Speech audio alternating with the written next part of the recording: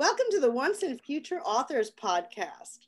I'm Stephanie, and I'm so delighted to be joined today by USA Today best-selling author DC Gomez. She's the author of the Intern Diary series. Oh, and so many other things, but you are going to be delighted to meet her. I almost forgot to hit record because we're schmoozing so much, but I want to share her with you. So here's DC. Thanks for joining me.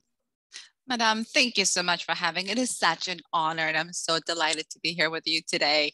Oh, I'm thrilled. I'm absolutely thrilled to have you. And my gosh, how much have you written at this point?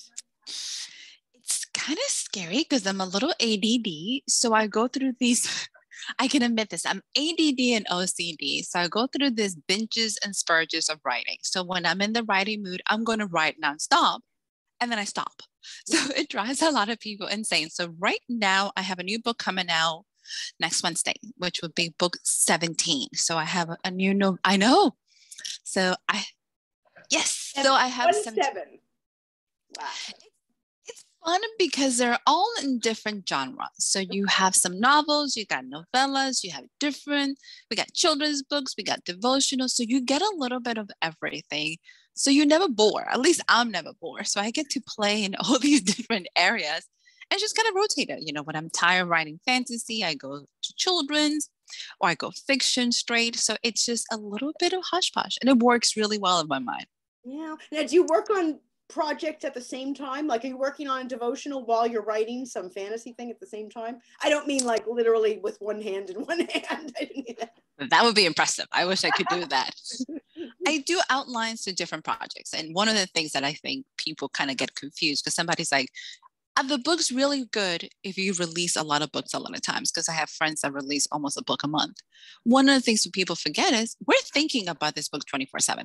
That's right. So while I'm author, I mean, this is what you do. Yeah, all the time. So while the books might feel like they're coming fast, I'm thinking about this 2 years in advance. So the 2 series that came out, I had one coming out in March, one coming out here now in April, and then there's another one coming out in May.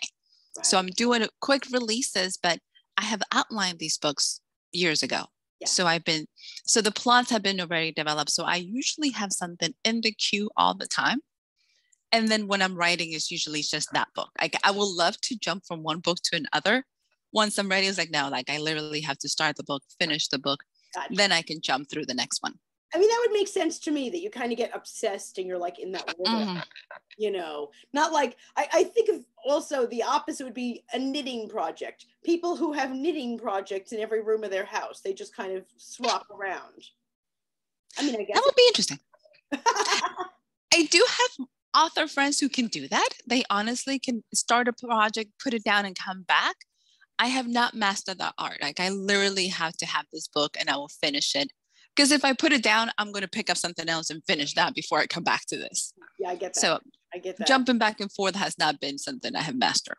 So when you're immersed in a book, tell me about your typical day. Are you like, oh, wake up in the morning and I'd start writing? Or you write deep into the night? What's your day look like? It depends how much I literally push my deadlines. So this is usually like the whole, how quickly do you need to get this done? Because you waited to the last minute. Of course you did. I'm like, of course you did. Every single writer, you know this really well. We are masters of procrastination. Absolutely. So I think we work really well. There's a deadline. I mean, unless I actually have the deadline, and sometimes, you know, it's bad for me. I don't know how you feel. It's bad if the deadline is near the beginning of the month, because until you kind of flip that calendar page, I don't even see it. I gave myself some grace and I tell everybody now I don't look at it as procrastinating. I just do backwards planning. I know what's the last date I need to start before I'm late. I was like, okay.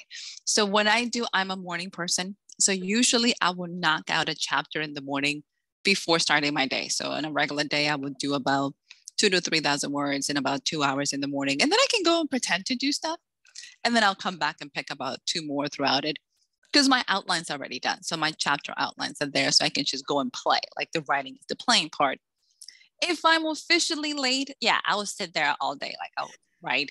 Take a break, go eat, run an errand, come back and do some more. So it feels a lot more like work. Right. When I decide, I'm like, yeah, I kind of waited too long. Oops.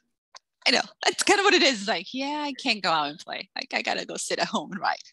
What's the easiest part for you? Is it the outlining, the writing, the release, the marketing, the sitting on interviews with people like me? What part is easiest, most enjoyable? I wish I didn't have to do that and I'd hire someone to do that if I could. Where does it all fall for you? In levels of easiest, I think just the writing comes very natural. I'm a storyteller by nature. Just getting immersed in it. The outline takes me some time, primarily because I'm just literally, it's like going out on a date. Like you're dating these characters and you're just kind of like, which way is going to work? What do you wear? How do you do? So outlining is a little bit more focused for me, is a little bit more crafty. But in terms of the writing, that's just fun. It's like absolutely having your favorite meal or whatever you enjoy and just having a blast. The part that I usually feel like is much more the business that takes more time, it is probably the promoting, social media promoting and kind of putting that where, because I have to stop being the writer and I'm literally becoming a marketer. I'm becoming a salesperson. I have to think much more in the third person. So it's all about the books and how I give them the best foot that people can actually connect and understand it. Because most of the things that I write is a little mixed genre. Everything's quirky and everything's funny. So I aim a lot in the humorous approach. So you get a lot of the dark comedy, but yeah, my covers can be a tad bit dark. People are like, what does that mean? I was like, there's humor in everything I do. So I have to make sure when I market that it makes that much of a sense for them. Now, I was reading, and I loved this statement. You were in the Army for 4 years, and that is where you got your quirky sense of humor. It was just the funniest way it was phrased, because, I mean, I know lots of people who are in the Army, and usually the takeaway is not the quirky sense of humor. So tell me a little bit about that. My mother says, and this will put things into perspective, she goes, I know we have a problem when you're not cracking jokes about things. I'm like, do I just call you to amuse you? She goes, yes, you do. So I had a lovely experience in the military. I don't know about everybody else, but I did a year in Iraq. So I was deployed for a year. I showed up and I called my parents and my mom is terrified. And this is, put it in perspective, given my age, this is beginning of Iraqi freedom. So think about 2003 timeframe. So my mom is terrified. Once you're there, you just make the most of it. I was like, Mom, they lie. And she's like, oh my gosh, so this is the first phone call to my house. You know, I'm getting ready to go. It's like, so they promised me that I was supposed to see the world and have some sandy beaches. She's like, yes. I was like, oh yeah, I got some sand. I got some palm trees. There's no beaches. And she's like, girl, please. So everything about it is, how do you find humor in the world? Because if not, you're going to cry. Yeah. So I'm extremely quirky. My characters play from that sense of humor in terms of you have options in life. You can look at it from different perspectives. It doesn't take away the terror. It doesn't take away those painful moments, but you can find a way to move over. And my dad is the same way. We'll be cracking jokes about things that like, that's not funny. I'm like, it is. You know, it's funny. You just don't want to admit it. You were in Iraq for a year. So through the whole year, is it as hot as they say? I mean, I hear it's hot. Once you live in Texas, it has a whole different perception. Nobody told me that. I was like, okay, I've been in Iraq, you know, moving to Texas. How bad can it be? It's not as humid as Texas. Okay. So as long as you're not sitting in the sun, you know, cooking to death, it's hot. And it's hot. Texas, I feel like I stepped outside and I'm slowly melting into a puddle. So like, I keep looking outside. I was like, summer's coming. Summer's coming. It's like this evil villain is coming and it's going to get me. Yeah. Okay, so if you're a Southern state person, not so bad. You should be used to it. You're like, yeah, we've been there. That makes sense. Now, you're not originally from Texas. Where are you originally from? I'm originally from the Dominican Republic, but I grew up in Salem, Massachusetts. So Salem? No. Oh my goodness. This is the joke. My favorite place on earth is Salem, Massachusetts. It is beautiful and gorgeous. It is literally a postcard picture perfect. Yeah. And so you live there because then like every kid, you want to leave because that's just what we do. We grow up somewhere. Meanwhile, she'd go for weekends up there. She loved it. It's so much fun. As an adult, I miss it now that I don't live in Salem. And it's interesting because in Texas, I get much more of the summer. Massachusetts, you get the winter. And I was like, where's the in-between state? Because that's what I need.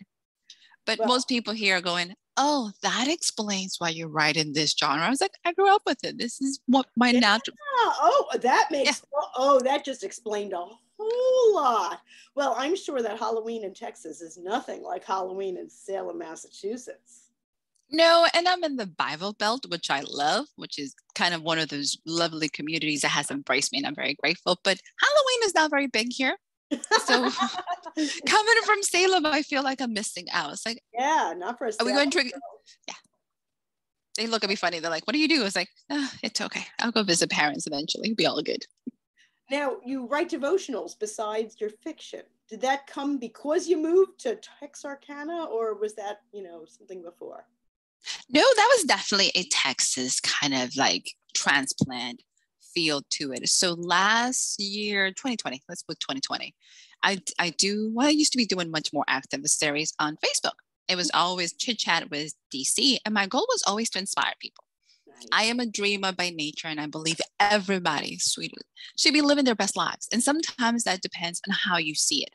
My goal for you might be totally different than everybody else's goal.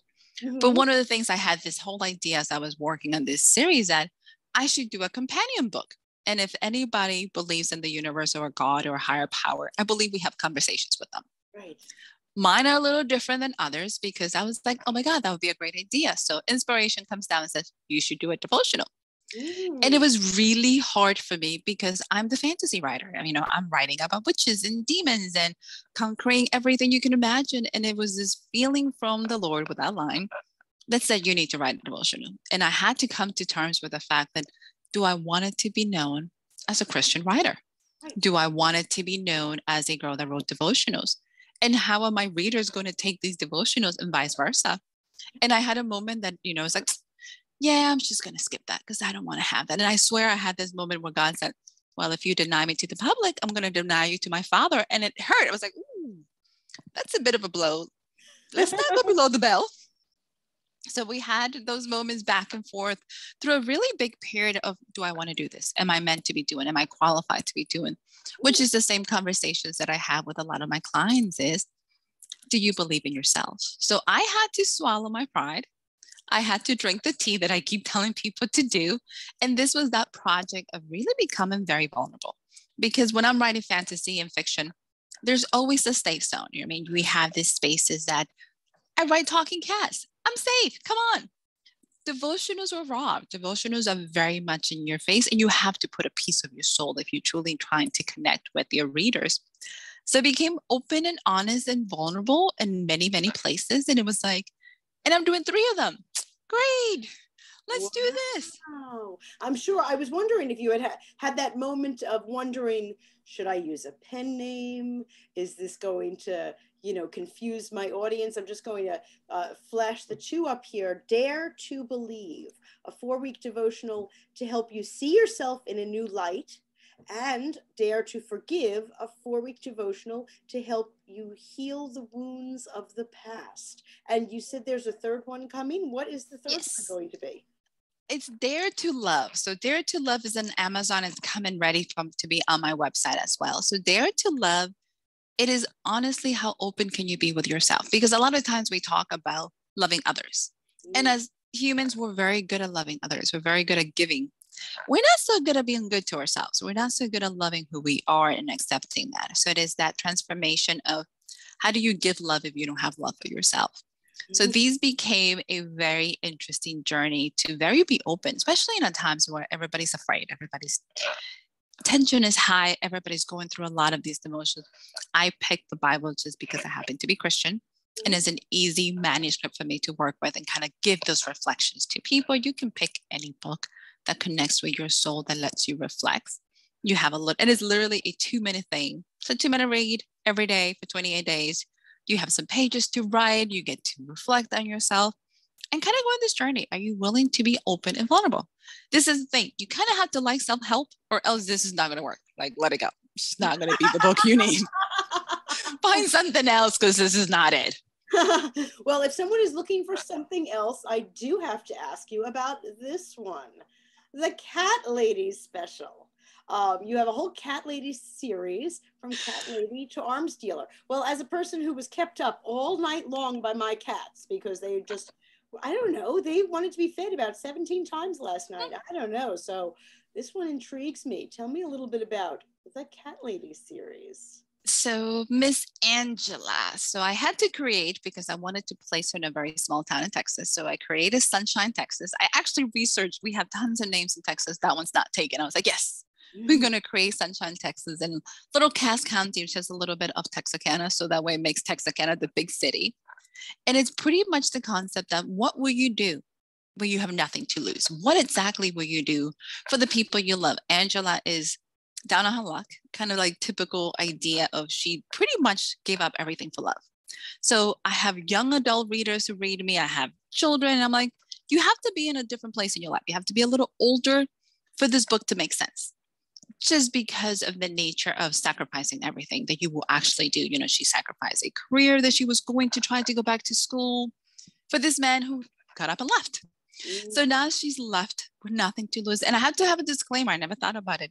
It starts in her contemplating suicide in a very kind of like, do I do this? Do I not do this? And she's sitting in her kitchen talking to her cats about what do I do with my life? And she's just trying to make it better for everybody. She wants to help her mother. It's just, how do I save this? How do I save face? Because at the end of the day, all she had was a reputation. Happened to leave to have lunch with the older ladies at the senior citizen, comes back and there's a knock on the door. And it was that moment. So she had looking like a hot mess because, you know, Southern lady cannot look like a hot mess. And she earlier that day opened the door in the neighborhood. Teenagers come up and they say, hey, mom wants some tamales. And she's debating, it's like, why do I need food? I'm going to get this done. She's carrying a 45 in her hands and they're like, I can't get a BB gun. And crazy cat lady has a 45. What is wrong with this picture? And she had this idea. I was like, what will you give me for it? And the boys are like, I'm not doing any freaky stuff. What are you talking about? And she literally closes the door. She's like, I just wanted the grass mow. Really, I just wanted the grass mow. I don't have enough money to pay you. What can I do? The boys come back and kind of made a job of her. You know, what do you do? Like they had crazy little friend that needed some guns to run some illegal stuff across the border. It happens. So this is a story of as much madness as the plot itself has. It is also a lot of redemption. It is a lot of forgiveness of yourself. And it's also kind of a very family, very woman-centric because a lot of the cast is female. What do you do for your family? And sometimes many of us can relate to the fact that there's some stuff we're not going to say ourselves. We're not. People can step over us and we're validated. But if they step over somebody you love, they step over your family members, even if it's an adopted family, you will go to war. So Angela has to find a lot of that. Extremely funny. It is very, very raw. My editor had one of those moments. She's like, I did not see this book coming. I was like, and it was one of those definitely I am previously divorced. So I'm pulling from a lot of raw emotions that at some point in time, we went through.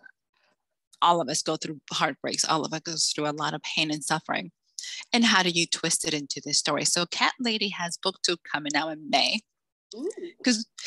So we're going to go a little murder mystery with this one. And it is one of those funny stories when you put a whole bunch of older ladies who don't have any filters. I realized once you hit a certain age, you don't have to have a filter. So they'll just tell you. So like many writers, whatever's going on in your life is where you're pulling from. So when I started my outline, I had an obsession with the Blacklist. So if anybody has seen the Blacklist, you're going to get lots of red reference in here. And poor Angela, so it's very first person. So you get to hear her own dialogue, like, oh my God, why me? Like, who gave this lady this? So Cat Lady is a very humorous approach to very much journey through your own growth and finding yourself and finding people. And how do you build your tribe? Yeah. You know what I love hearing you speak is that you're writing very different books, but they're all you. You know, there's that statement, write what you know. And some people hear that and they say, well, what does that mean? Write what you know. I have to write a memoir, my life story? No. That's not what it means. I mean, if that's what you want to do, sure. But you're writing what you know. You're writing who you are. And yet you've got devotionals, you've got Crazy Cat Lady. We're going to talk about the Intern Diaries. You've got children's books, all of these things. And it's all write what you know, write who you are. I love that because so many people don't realize what that statement really means. One of the things that I realized as I wrote a lot of my books is they all have a common theme and it's all family. I spent a lot of time in the military searching for a family, whether the family was the one that God has given me, the blood ones you have, or the ones that I made up. It is all very related. Where do I fit in? How do I fit in? Where in this society do I become part of this, or become bigger than what I am, or part of what I am, whatever you want to look at it? So a lot of the books have this core theme between it. It is finding that family or making a family. So Angela has a lot of that piece. You know, she has a very weird relationship with her mother at the beginning, and her mother at the end comes around and is like, I'm one in on this. And she's like, you do know this is illegal. You do know this is going to end us in jail. And it was still what will family do? So I write very much from a very human perspective, very much. How do I connect to my readers? As insane as the adventures are, you can always connect to sacrifice. You can always connect to loving people, sometimes when they don't deserve it. So it is a lot of that loving and compassion that you can find. Nice. Very cool. So tell me a little bit about this Intern Diaries series. What's going on in this? I'm going to put it up here so we can all see. I've got a bunch of covers, but without giving it away. Give you my 30-second spiel on the Intern Diaries. Let's just kind of put it out there. It is an action adventure, urban fantasy, extremely quirky and shenanigans. Let's just say this, madness everywhere. But it's based on the Four Horsemen of the Apocalypse. Okay. So gives you a very interesting approach. By the way, I just got to notice that Death Intern won first place on the humorous fantasy category for the book fest. I know. I was doing a happy dance. Yeah. I needed validation that I was funny. I was like, yes, I'm funny. But it is very much it starts out Death Intern's book 1. It starts very mundane. It's very mundane magic. You know nothing. She doesn't know anything. And I usually tell everybody, she accidentally, let's just put it out there, she didn't mean to, kills Death's old intern. So now she has the job. And what do you do? And she's working with a 5-dozen-year-old talking cat, a boy genius. And she has literally one friend in Texarkana who happens to go missing. So she goes on this journey. It is Isis Black is her adventures, meeting death in book 1. You meet plague in book 2, war in book 3. You meet the insane famine in 4. And then you go all out with Judgment Day, which is, by the way, if you're going to have an apocalypse storyline, then you literally have to go all out. Let's be honest about this. Right. So Judgment Day is when all your enemies come together, and it's not going to end up good. So this is what you're doing. I got a 3 novella. So Constantine is actually the first novella in this series. Somebody asked me that I should do a partner free. So Constantine, the ebook, is free everywhere. You can get it from my website and join the newsletter. Fantastic. But it's the story of the cat. I was like, who in God's free earth wants to hear about this cat? So I might have readers. Constantine has fans, and Constantine's fans send him mail addressed to Dear Constantine, and you're human. I'm like, I've been downgraded to human. Thank you. Thank you. So it is a fun adventure if you enjoy action. I have been to conventions and I tell people, if you like fantasy, come and see me because I'm going to keep you entertained. If you don't like fantasy, don't pick up this series because it's just progressively going to get worse. You're just going to go from one adventure to the other. Book 2 has zombies. Book 3, we're going to have a cross-star lover between a vampire and an elf. I got shifters. Oh, it's all sorts of fun madness. So, but if you don't like fantasy, stick with Cat Lady. That's a little safer. Do not pick up the Intern Diaries. Do you have cats? I have one. Is it named Constantine? He's his alter ego. I can guarantee you. My cat is definitely like Constantine personified. And I usually kind of let everybody know, like, Constantine is a version of my mother and my cat, who are the only beings that boss me around on a daily basis. And you don't know how to get out of that. I'm like, I was busy. They're like, no, we need attention now. It's like, oh, okay, let's do this. Well, I mean, your cat's very good. They're not on the air right now. I see cats walking across screens all day long. Closed door, outside a room. Yes, I've learned the hard way that he wants attention. And what you will do is he won't be on the screen. He'll just knock the screen over. And you'll be like, and there it goes. Thank you. Boom. That's pretty much how my life goes. And now children's books also. You're writing children's books. Tell me a little bit about that. I have two adorable nephews. At the time when I started, I had one. And my goal in life was really, really simple. I do not want Adam to be 35 and not know if he has any talent. So the children's books are very focused on how do I help little ones to find who they are and really give them that approach. So Charlie's What's Your Talent? We have Charlie Dare to Dream that is out now, that is coming up on the website. Okay. It is all about how do you soar. There is a book for leadership development called Soar with Your Strength. And it tells everybody that you should pick the things that you're good at and focus on that and develop it. And I'm like, that is a beautiful approach. Here's the problem. What happens if you are a 5 to 10-year-old child and don't know what you're good at? Because we talk about talents and we're thinking about, I need to play an instrument, I need to dance, I need to sing. What happens if you can't? So Charlie is that little boy who goes to school and they have this talent show and he's horrible at everything. He comes home and he talks to his grandmother who he lives with and he's just depressed. And he's like, Grandma, I don't have any talents. So her goal is she gives him a project for the weekend and says, write down everything you do. So Charlie has his regular life. He goes swimming, he goes playing, he plans, he cooks. And on Sunday, they're supposed to go over his list and he realizes, I really don't have any talent. Like, come on now. I'm like, Grandma, what just happened? He's even more terrified. So she sits down with him and has this conversation of, what is the talent? And sometimes the things that come very natural for us, we take for granted. I think us as storytellers, we're notorious for having the imposter syndrome. We seriously listen to the voices in our head and we think we're not good enough because we don't think we have studied hard enough or we haven't done all this. So she had the conversation and he goes, Grandma, is cooking a talent? And she goes, yes, because my brother can even boil water. So trust me, it is a talent. So it has given them a perspective to go home and truly look at their lives and say, what do you enjoy to do? What are you good at? And can you see that as something you can excel instead of trying to focus on all the things that they can't do right? Because let's be honest, if you cannot swim, it doesn't matter and you're not good at it. If this is not your passion, it doesn't matter how many times you actually practice. You're not going to become an Olympic swimmer. It's not going to happen. So how about we focus on the things that you're good at, that you enjoy? So the book finished with a few reflection pages for parents or grandparents who are watching or any adult who's doing this book with a kid for them to write on it. I am crazy about kids writing on books and I want them to be able to have the whole experience. I want you to see it. I want you to touch it. I want you to do it. Then I want you to go have a blast trying to figure it out. What are you good at? And what is these things that will make you thrill? I never thought that I would have a children's fan base, if that makes any sense, because you just never think about it. Like I was very focused on creating a book for my nephews that they were actually will enjoy and do.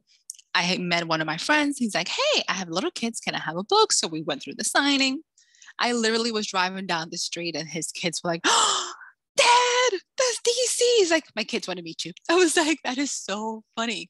I know, like as an adult, you're like, why do your kids want to meet me? Like, that's weird. And like, you wrote their book. I was like, oh, so my heart just kind of melted. And I was like, sweet is that? Isn't that amazing? Who is Kathleen Gomez, your editor, your illustrator? Kathleen happens to be my sister-in-law. Oh, so okay. From a Dominican family, we take prisoners. So if you happen to have a talent in my family, you're just going to get kidnapped. And poor Kathleen had no idea what she was signing up for. She's like, I never thought I was going to have a published book. I was like, good. So I need you to do some drawings. And she just looks at me like, oh God, you're a slave driver. I was like, I know, I'm sorry. But can you do these one too? And she's like, fine. All right. Keep it in the family. I like that. It's fun. Absolutely. Absolutely. Well, you've got so many different things going on. I have to ask, is there something you haven't done? Is there that elusive, if I had time, I would do, I don't know, what erotica? I have no idea. So I can put it. There's more. I can tell you now, erotica is now going to be in my future. I found that out. Because everybody's writing romance. So by the way, Cat Lady is my take on a romance book because I went to a romance convention and everybody had these gorgeous covers. Like, I should do one. I was very quickly told that it's not a romance story, not even a love story. You should not try to do this. So yes, I don't think erotica might not be, it will be more like, okay. No, I don't think I can do a whole like novel, 10, 80,000 words of erotica. That might be like a 3-page and we're done. So we would not be doing that genre anytime soon. That might not be the best one for me. And romance, that's not your spiel. You're not going to have that cover with the half naked guy on the cover like everybody else. No. I would like to. I might just disappoint. I might give you a really good love story. I can give you a love story. There would be some stuff blowing up. Let me just put it that way. There would be some cars destroyed. We're going to have a shooting somewhere, but I can give you a love story. I can find you those romantic elements that make you, my new novella that came out in March, and I'm trying to think. Oh, so it is The Hitman. So this is a spinoff. Oh. I usually don't have books with me. I was like, hey, look it is that. the spinoff of The Intern Diary. So he's sexy. I think that's probably the sexiest. He did look kind of sexy there. He was sexy. I actually read this really hot and steamy like first chapters, and everybody's like, wow. I was like, I don't know where that came from. That was all Eric. Like he wrote that himself, because usually my staff is very much, we're going to give you some adventure. We're going to give you some fun movements. The romance part, I'm working on it just to give you that side. Are you going to get a straight romance from me? Probably not. Disclaimers. I'm like, you're not going to get that. I'm sorry. I can try. It'll be a love story. You're not going to get romance. No. Now, where do you do most of your writing? Right there? Is that your office that you do most of it? Nope. On my couch. Oh, really? You're a couch writer? I need a blanket. Like I literally have a laptop. Like I'm super comfy. I look like a little kid on my couch writing. There's a cat somewhere near me because he needs to be inspecting this whole writing process. But when I started writing, I wanted to be the writer that had like the glass of wine. Yeah. Like I wanted to do the whole thing so bad. So I got a glass of wine. It's like, we're going to do this amazing, writing scenes. Glass of wine was gone. I was asleep. There was no writing that day. I was like, they lied. I don't know how they do this. I love writers. They're like, I write with a glass of wine. I'm like, how many words? Because I got about 10. And that was the end of that story. So no, I'm a couch writer. Yeah. You're a couch writer. If you can dream of writing or moving that couch, any place in the world, what place would inspire you? Or is the couch in the living room good enough? For me, I'm a very much nature kind of girl. So if you give me like my house, I'm very, very blessed. It is very quiet. Not this week because parents are visiting, but for the most part, my house is extremely quiet. So I have a very zen kind of world. I'm a meditator. So I'm actually a meditation instructor.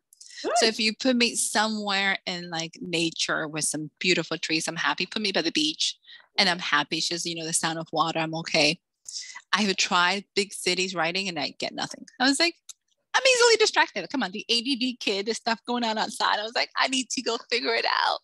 And write it doesn't get done. So as long as I'm in a very kind of soothing environment that I can have to focus on my books and not everything around, I'm good.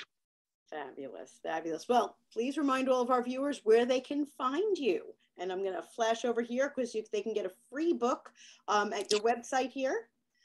You can get. Go ahead. They can get The Origins of Constantine, which, by the way, it's an award-winning book. It actually won 2 years ago, the novella. So you can just click on it. It is www.dcgomez-author.com. Super easy to download. You will be getting the new cover that comes with it. So my website is in the process of being all sorts of updated and transition and adding all the new books for everybody to find. You're also going to be able to find in the next couple of weeks all the events that I'm doing this year.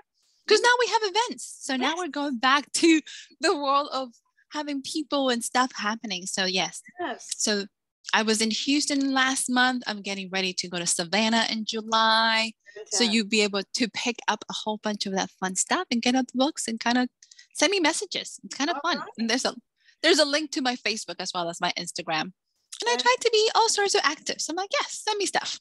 Fantastic. Yes. Well, please, for everyone, visit dcgomez-author.com. Get your free copy. Get on that newsletter because, there's like books coming out constantly. You need to keep up with this stuff.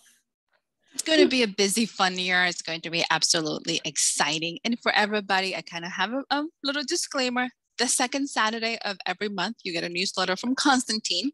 So the Talking Cat sends you emails, and he's a YouTube buff. So you get Constantine top 5 YouTube picks for the month.